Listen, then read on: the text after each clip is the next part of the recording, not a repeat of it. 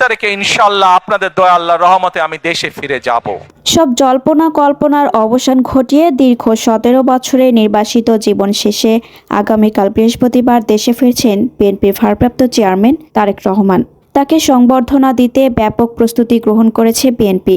তার প্রত্যাবর্তনের খবরে দলটির নেতাকর্মীদের মাঝে দেখা দিয়েছে বিপুল উচ্ছ্বাস, যা ছড়িয়ে পড়েছে তৃণমূল পর্যায়েও। তার আগমন উপলক্ষে ইতিমধ্যে বিভিন্ন জেলার নেতাকর্মীরা ঢাকায় আসতে শুরু করেছেন। দলীয় কর্মসূচিতে অংশ নিতে তারা নিজ উদ্যোগে বাস, ট্রাক ও মাইক্রোবাস ভাড়া করছেন। দলের নেতারা আশা করছেন ওই দিন ভোর থেকেই রাজধানীর চারপাশ থেকে ঢাকামুখী জনস্রোত শুরু হবে। জানা গেছে, তারেক রহমানের স্বদেশ প্রত্যাবর্তনের দিনটিকে স্মরণীয় করে রাখতে সব ধরনের প্রস্তুতি নিয়েছে বিএনপি।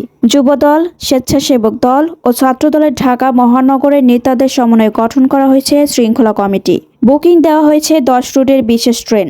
দলীয় সূত্র জানা গেছে, আগামীকাল দুপুরের মধ্যে দেশের মাটিতে পা রাখবেন বিএনপির ভারপ্রাপ্ত চেয়ারম্যান। তাকে বহনকারী বাংলাদেশ বিমানের বাণিজ্যিক ফ্লাইটটি সিলেটে হয়ে ঢাকায় আসবে। বেলা 11:55 স্ত্রী কন্যাকে নিয়ে হযরত শাহজালাল আন্তর্জাতিক বিমানবন্দরে নামবেন তিনি। তারেক রহমানের সংবর্ধনা অনুষ্ঠানে 50 লাখ মানুষের সমাগম হবে বলে আশাবাদ ব্যক্ত করেছেন দলটির সিনিয়র যুগ্ম মহাসচিব ও অভ্যর্থনা কমিটির সদস্য সচিব রুহুল কবির রিজভী।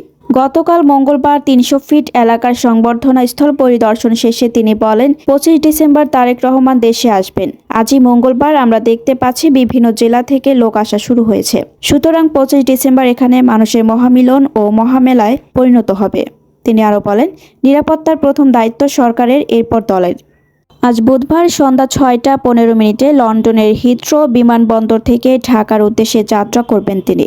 আগামীকাল ঢাকার হযরত শাহজালাল আন্তর্জাতিক বিমানবন্দরে পৌঁছানোর আগে তাকে বহনকারী বিমানটি সিলেটের ওসমানী আন্তর্জাতিক বিমানবন্দরে প্রায় 1 ঘন্টা যাত্রা বিরতি করবে। দলীয় সূত্রে জানা গেছে, দুপুর 12:15টায় ঢাকার হযরত শাহজালাল আন্তর্জাতিক বিমানবন্দরে তারেক রহমানকে স্বাগত জানাবেন দলটির স্থায়ী কমিটির সদস্যরা।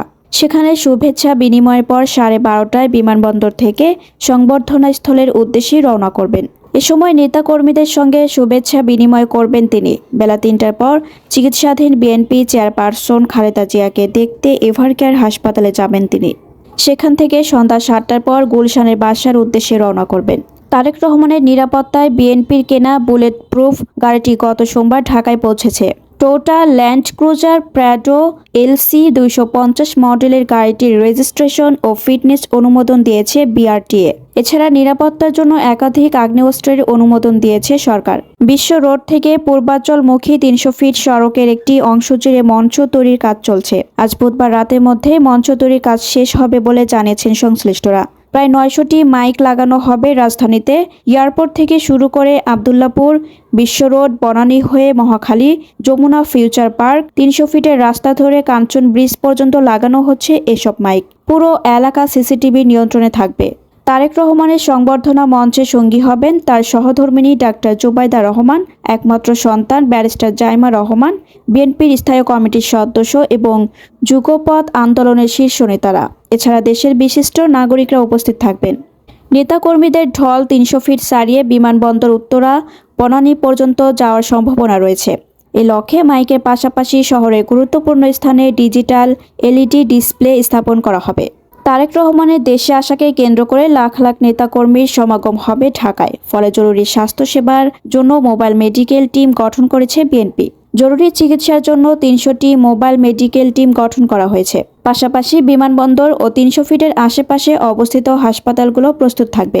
তারেক রহমানকে স্বাগত জানাতে আজ থেকে সারা দেশ থেকে নেতাকর্মীরা ঢাকায় আসতে শুরু করবেন। এ সময় জরুরি চিকিৎসার জন্য শহরের প্রতিটি প্রবেশমুখে ট্যাবের পক্ষ থেকে মেডিকেল টিম অবস্থান করবে। 25 ডিসেম্বর সংবর্ধনা স্থলে 3টি অস্থায়ী মেডিকেল ক্যাম্প ও 25টি অ্যাম্বুলেন্স থাকবে। যাত্রী সেবা, নিরাপত্তা এবং অপারেশনাল শৃঙ্খলা বজায় রাখার স্বার্থে আজ সন্ধ্যা থেকে 25 ডিসেম্বর সন্ধ্যা পর্যন্ত বিমানবন্দর এলাকায় নির্ধারিত যাত্রী ব্যতীত সব সহযাত্রী ভিজিটর প্রবেশ সম্পূর্ণভাবে নিষিদ্ধের ঘোষণা করেছে সিভিল এভিয়েশন। পাশাপাশি গত 18 ডিসেম্বর থেকে 15 ফেব্রুয়ারি পর্যন্ত বিমানবন্দর এলাকায় ড্রোন উড্ডয়ন নিষিদ্ধ করেছে বিমানবন্দর কর্তৃপক্ষ। বিশেষ প্রয়োজনে ড্রোন উড্ডয়ন প্রয়োজন হলে অনুমতি নিতে হবে। তারেক রহমান বিমানবন্দর থেকে আরেক জায়গায় গমনাগমনের সময় পাবেন পুলিশ প্রোটেকশন সহ বিশেষ নিরাপত্তা। এছাড়া তার বাসভবন ও অফিসেও থাকবে কয়েক স্তরের নিরাপত্তা। ইউনিফর্মধারী পুলিশের পাশাপাশি থাকবে সাদা পোশাকের পুলিশ। এছাড়া তার নিরাপত্তা নিশ্চিতে দলের পক্ষ থেকে প্রধান নিরাপত্তা কর্মকর্তা হিসেবে brigadier general of AKM Shamsul ইসলামকে দায়িত্ব দেওয়া হয়েছে।